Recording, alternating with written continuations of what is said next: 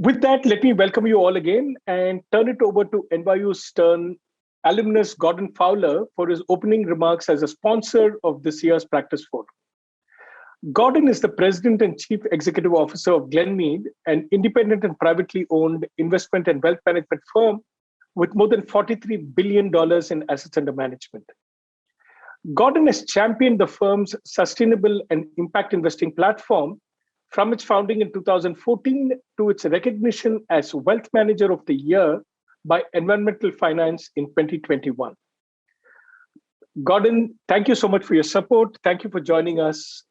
Over to you.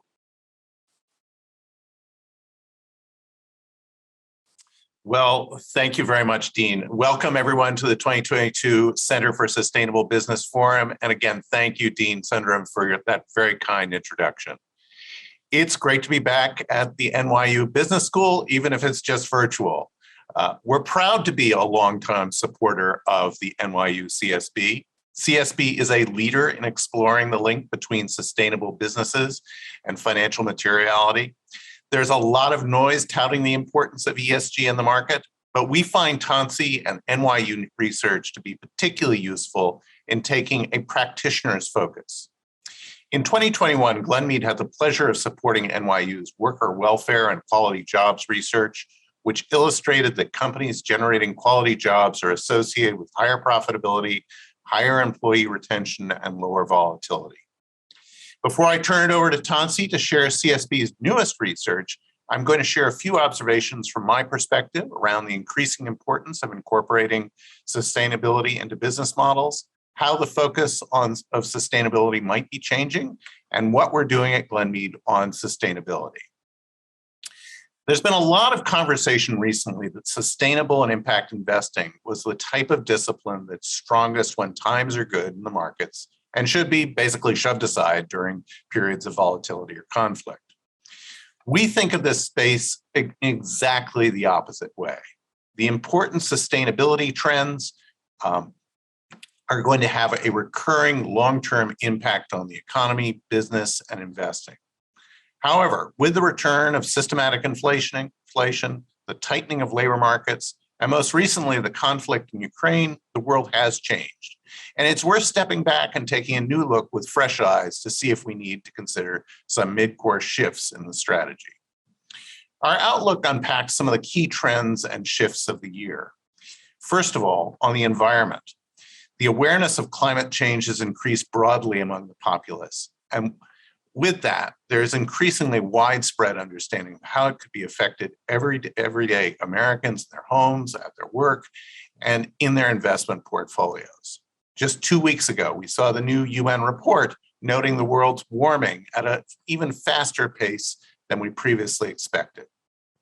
We're seeing this urgency play out in several ways in the business world. In board activity, with nearly a quarter of S&P 500 companies pledging net zero emissions by 2050 and agreeing to disclose climate-related metrics. In shareholder action, with a doubling of shareholder resolutions focused on climate this proxy season versus last year. In investment portfolios, investment managers are increasingly evaluating ESG risks, and ESG integration has become a standard question on investment mandate RFPs. The S in ESG, sustainable business practices and investing, has only recently taken on more prominence. Part of this is due, in fact, to the fact that assessing social characteristics of companies historically has been more difficult than the E or G in ESG. That's beginning to change. As I mentioned earlier, we partnered with NYU for a framework that comprises human capital-related metrics found to be most financially material to corporate financial performance across security, viability, equity, and flexibility. This research could not have come at a better time. We're just starting to emerge from the pandemic, and it's safe to say the working world will never be the same. With increasing labor shortages, greater turnover, and rising labor costs, there's really a compelling opportunity for businesses to promote growth by addressing the needs of their employees. The framework provides a common means of internally and externally assessing companies from the S perspective. Investors are increasingly requesting data on work-life balance policies, flexible work arrangements, and worker safety on the job. Access to this kind of data helps us do a better job of understanding how to allocate capital both within and toward companies that have successfully established a link between worker welfare and corporate growth potential. And finally, I'd be remiss if I didn't discuss the impact of the conflict in Ukraine and its implications. As I alluded to earlier, this conflict may cause many to rethink their approach to sustainable business and mission-aligned investing.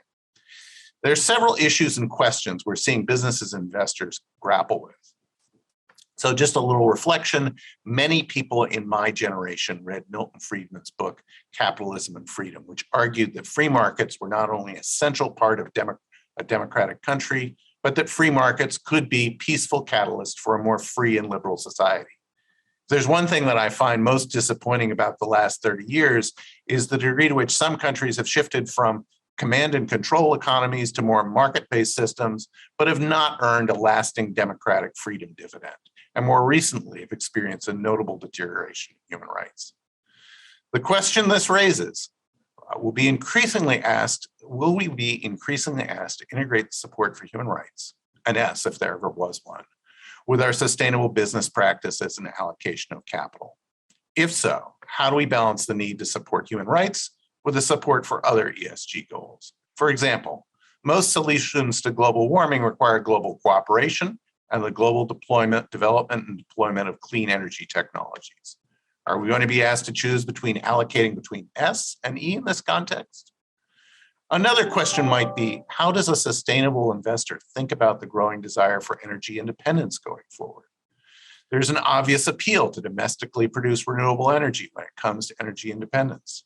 How, though, do we think about domestically produced nuclear or carbon-based energy? Finally, it seems if we're entering a time where greater societal unity is needed. Many of us haven't found the recent era of extreme political polarization to be a particularly fun experience. What could people who care about sustainable business do to promote a less polarized society? Certainly, the growth of positive, sustainable investing has been one of the most exciting developments over the last 30-odd years, and an encouraging alternative to shunning sin stocks. I wonder whether positive investing, rather than negative screening investment techniques, offer hope for achieving the same objective without the same level of discord, disunity, and polarization. I'll close this section by noting that I think the business world has some skills, talents, that make it extremely well suited and essential to help us to adapt to this new environment. As business people, we have a bias toward being pragmatic and innovative. We tend to enjoy moderating disagreement and conflict to build teams and get the job done. These tendencies give us the agility, grit, and temperance to be effective leaders in a very volatile environment. Combined with a sense of stewardship, we have a lot to offer to a world in need of sustainable business and investments. With that, a few words about how we're focused on these issues at Glenmede. Since 2014, when we formalized Glenmede's Sustainable and Impact Investing team, we've been focused on building portfolios for clients that are designed to align their values and mission with their investments. Today, we're proud to manage nearly $7 billion in assets under management for individuals, families, and endowments with a sustainable focus. We seek to go beyond being skilled practitioners by advancing the industry and acting as a catalyst for sustainable business and investing. To advance the industry, we've focused on building frameworks, such as our industry-recognized sustainable and impact taxonomy and proprietary ESG and impact evaluation matrix, both of which help us serve our clients and to better identify sincere and effective sustainable and ESG investors. Similarly, we published last year a framework for fiduciary considerations for sustainable and impact investing. This framework is designed to help fiduciaries create and implement ESG strategies that are consistent with the different fiduciary mandates that investors work under.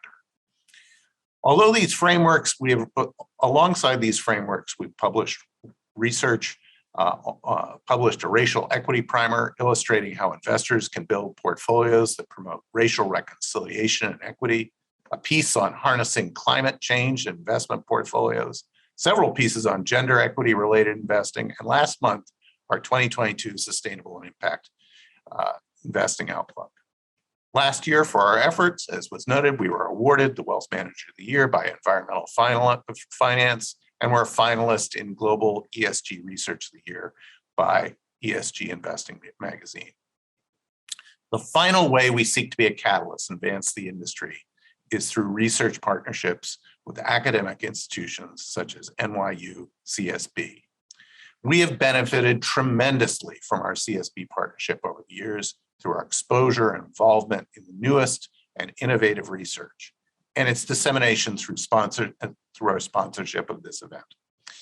Today, you're going to hear from leaders across academic, finance, government, and corporate spheres who've repeatedly demonstrated the financial materiality benefits of adopting sustainable business solutions.